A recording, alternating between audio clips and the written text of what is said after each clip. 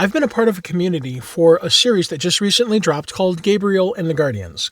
Now, if you don't know what Gabriel and the Guardians is, I hope you take a moment to go to angel.com/guardians.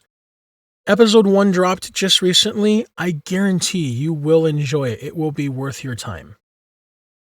Being in the community, it's allowed me to perform a few takes of characters that I had interpretations for.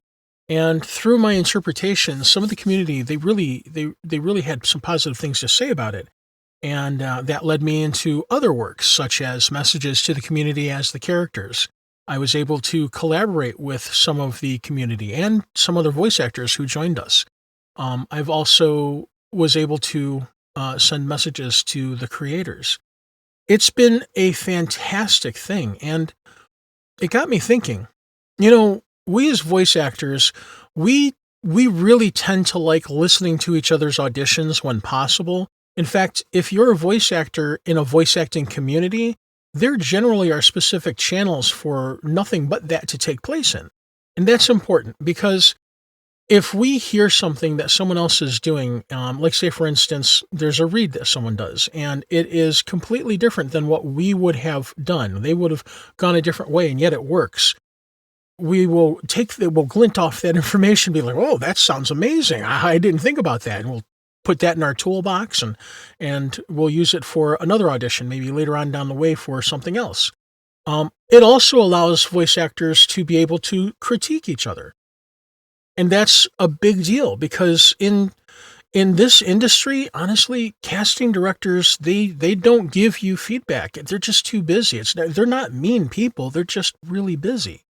So I wanted to take some of the works that I had performed in the community and bring them out for my fellow voice actors. And also, I thought it would be great to make some of this public so that you can hear it too, and it will also help bring Gabriel and the Guardians to a broader audience. So definitely like and share, all that good stuff, but for all the right reasons, not just for my own popularity. This isn't a monetized video. Gabriel and the Guardians it really is. It's a big deal. But the scripts that I take, the scripts that I will be taking from the community and putting out here, I need you to understand that they are not truly canon from Gabriel and the Guardians. They're my takes. Again, they're my interpretations. Some of the scripts I've created or I've worked with others in the community, and we've created them. And I want to make it very clear so that there's no confusion. So these are not technically part of the Gabriel and the Guardian episodes, but I did get the approval from the creator of Gabriel and the Guardians to put these out here and give my interpretations of these characters in hopes that it will, of course, one, bring you to Gabriel and the Guardians, which really, go check out that episode. And it will also help my fellow voice actors. So here we go. This is the first of the scripts that I wanted to share with you. So in this script, Gabriel, who you can think of him almost like he's a celestial. He's almost like an angel. You can kind of say that. He's the protector of this seed, a very special seed. Go watch episode 1. You'll see. The seed gets stolen. And when it gets stolen, it gets brought to a place called Ara. It's a place like here on Earth. Now, when Gabriel has to go to Ara, he meets up with Nock and Namaya, and they are, of course, mortal. So they form this camaraderie where, through the episodes, they have to face quite a bit. There's a lot of allegory that it almost pulls from today's world in a sense. You'll see.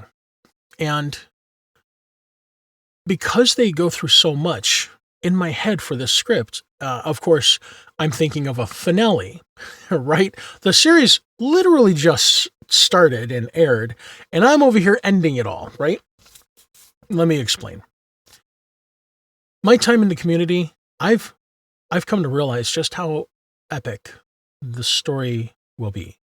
And I could not think of how in the world you would encapsulate that by giving it a proper finish. And the more and more I thought of it, this is what I would come up with. So, in the finale that I have in my head, Gabriel, he does not want the other two, Naka and Namaya, with him when he goes to face the final antagonist.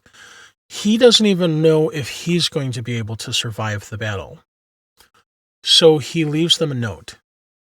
When they awake the next morning and find that he's gone, they see that he did it out of care for them. And you'll hear in his voice, in the audio that you'll get in a moment, what he writes in that note. As they're reading and they're hearing his voice speak the note, he's already gone off to battle. He's gone off to fight the antagonist. Unfortunately, just as any antagonist, real mean antagonist would do, he does not play by the rules. So he's not fighting Gabriel alone. Gabriel is losing, and he's losing bad. But instead of being completely taken down throughout this whole battle, at the point where he almost broke, he gets up and he states the catchphrase, over here, that the episodes, that the whole series is going to be known by.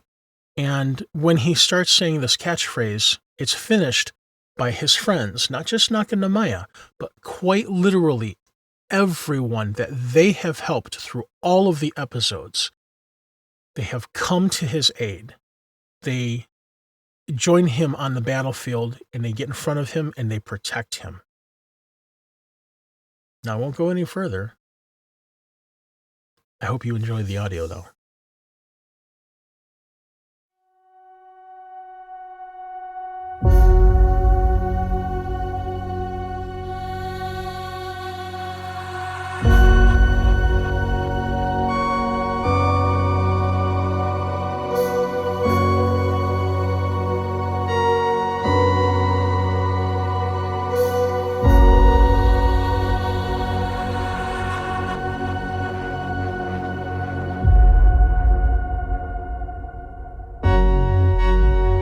I remember when Zion and I first came through that portal, how it felt to be weaker than I was accustomed to being. But you stayed by my side. It's been so long from how we got there to here, but the journey has been empowering. The friends we've made and the time that we've shared. When I came to Ara, I was determined not to fail in my duty. But I had lost the seed. I couldn't even hide from people. Our beginning was rough. And still, somehow, we grew together like a family. That's when I realized we grew just like a seed. One that I need to protect.